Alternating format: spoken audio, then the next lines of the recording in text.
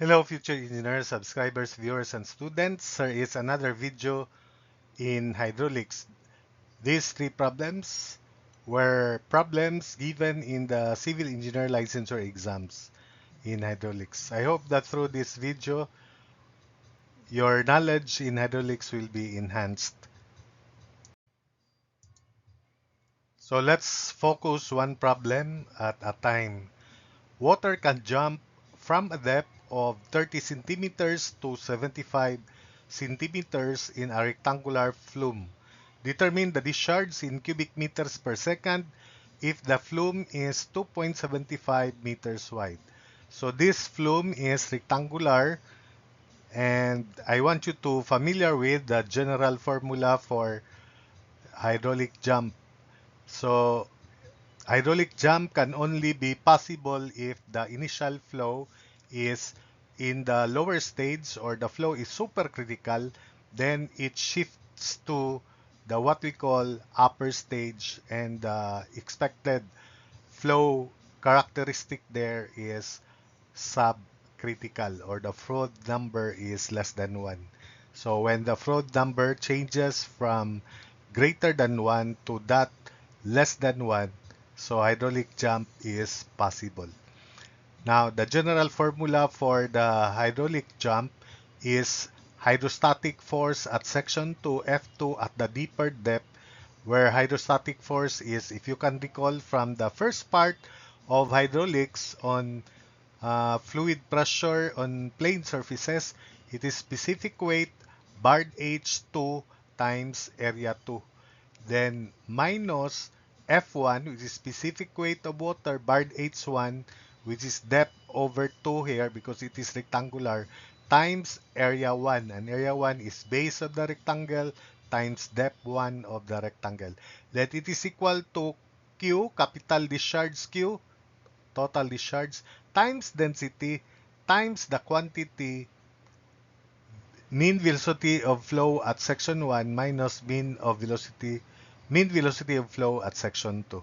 So take note that to be consistent, the left side should be, if the left side is in newtons, the right side should also be in newtons. If the left side is in kilonewtons, the right side should be in kilonewtons. So the right side, Q times density, quantity, mean velocity of flow at section 1 minus mean velocity of flow at section 2 is in newtons unless you divide that by 1000. So that's a reminder. So again, general formula for hydraulic jump, F2 minus F1 equals Q times density, quantity, V1 minus V2. Now, from here, we can derive, I want you to derive it so that you can easily recall the formula. Small q square over g, where g is the acceleration due to gravity, times quantity, small q square over g is equal to depth 1 times depth 2 over 2 times quantity depth 1 plus depth 2. So this is the hydraulic jump formula when the channel is rectangular. Small q square over g equals depth 1, depth 2 over 2, quantity depth 1 plus depth 2. So I want you to derive that. Do not just memorize formulas. You don't have that power.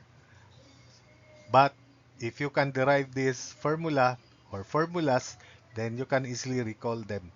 So substitute where q, by the way, is to be determined, then capital Q is small q times the width of the channel, which is 2.75. So only this formula should be used for rectangular sections. This does not appear for non-rectangular section. So substitute uh, small q square over 9.81 equals zero point 0.3 times 0.75 over 2 times quantity 0.3 plus 0.75. Computing for small q is 1.076 cubic meters per second per meter width of channel. We then multiply that by 2.75 to obtain the discharge.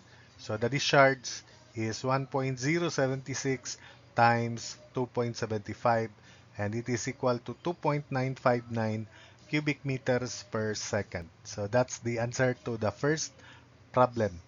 Problem 2, a rectangular concrete flume 4 meters wide carries water at the rate of 5 cubic meters per second. This is capital Q. So determine the critical depth in meters using G 9.81 meters per second square, of course. So the general formula for critical depth, I want you to memorize to derive this again by beginning with the specific energy of channel, differentiate it, minimize it. So the result should be capital Q square over G equals area cube over top width. So that's the formula, capital Q square over G equals area cube over top width. So this is the general formula for hydraulic jump. Sorry, for critical depth for all sections. Now, where's the critical depth? It's in the area, of course. So replacing capital Q by small q times base width and the area by width of the rectangular section times critical depth, then the width could be cancelled. Then the result would be cube root, critical depth is cube root of quantity small q square over g. What is small q? Small q is capital Q, 5 divided by width 4, and it is 1.25 cubic meters per second per meter width. Substitute into this formula, critical depth therefore is cube root of 1.25 square over 9.81. From there, we can now compute the critical depth, which is equal to 0.5421 meters. So in 4 significant figures. So that's it for that problem. For number 3, a trapezoidal flume of most efficient proportion has a base width of 1.5 meters. Its full discharge capacity is 3 cubic meters per second. If the same material were used for the most efficient rectangular section, by how much would the discharge decrease in cubic meters per second? So for those who are already through with hydraulics and those who can retain at least 80% of the concepts, formulas in hydraulics, then you already knew this, that the hierarchy of efficiency is beginning with the semicircular section, the most efficient uh, section of all efficient sections, followed by the most efficient trapezoidal section, which is a semi-regular hexagon, or as long as it satisfies that the top width equals sum of the non-parallel sides or sum of the slanted sides, then that's an efficient trapezoidal section. Then equally efficient would be the rectangular section and the isosceles right triangular sections, where both have expected the same discharge capacity. So the proportion for most efficient rectangular section is that the base width is twice the depth of flow. Then for efficient trapezoidal section, as long as it satisfies that the top width equals sum of the non-parallel sides, it is an efficient section. So the general formula for the discharge by Manning's formula is area over N, hydraulic radius raised to 2/3, slope to the 1/2.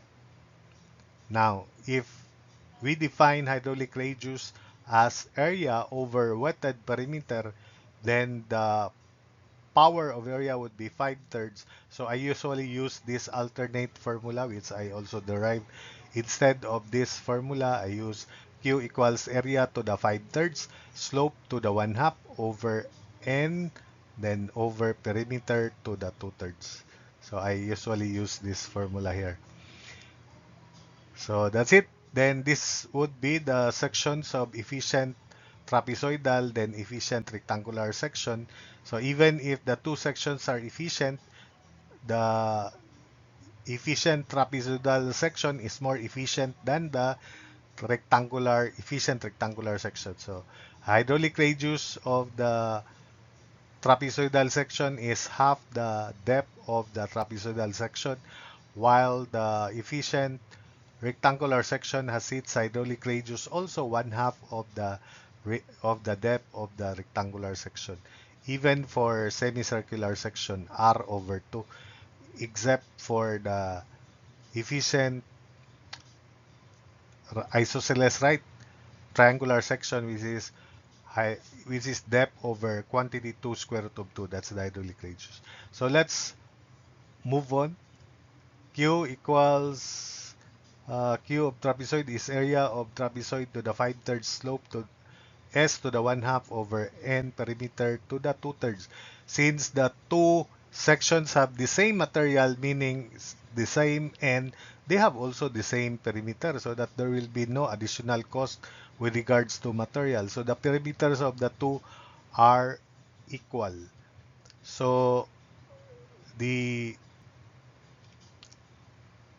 discharge, therefore, because slope and perimeter are the same for the two sections, I'll just denote this with K so that the discharge formula for trapezoidal section would be in general K times area of trapezoidal section to the 5/3. Likewise, the discharge formula for the rectangular section would be, because they have the same K area of rectangular section to the 5/3.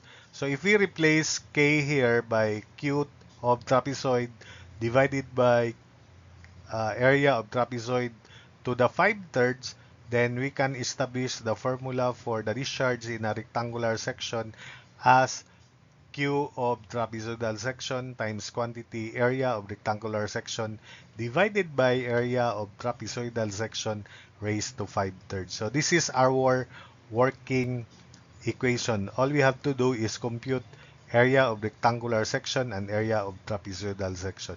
For the trapezoidal section, the section is now known. It is 1/2 of quantity 3 plus 1.5 times the depth of flow, which is 1.5 cosine of 30 degrees. So area of trapezoidal section, 1/2 quantity top width 3 plus bottom width 1.5 times the depth, which is 1.5 cosine 30 degrees. So area of trapezoidal section is 2.923 cubic square meters rather. So while for the efficient rectangular section, the area is, because this is the proportion, it is equal to 2dr times dr, so 2dr square, where the perimeter is 2dr plus dr plus dr, so 4dr. Equate that to the perimeter of the efficient trapezoidal section, which is 3 times 1.5 equals 4 times dr, so dr is 1.125 meters. That's d sub r. So substitute into this equation here, where qt is 3 cubic meters per second, which is given. So area of rectangle is 2 times 1.125 square, 2dr times dr, or 2dr square, and that is 2.531 square meters. Substitute here, q of rectangle is 3 times quantity 2.531 over 2.923 to the 5/3, and that is equal to 2.360 cubic meters per second. Therefore, there is an increase in the discharge, which is, I'll call delta Q. It is equal to 3 minus 2.36, and that is delta Q 0.64 cubic meters per second, and it is a decrease. So that's it for this video.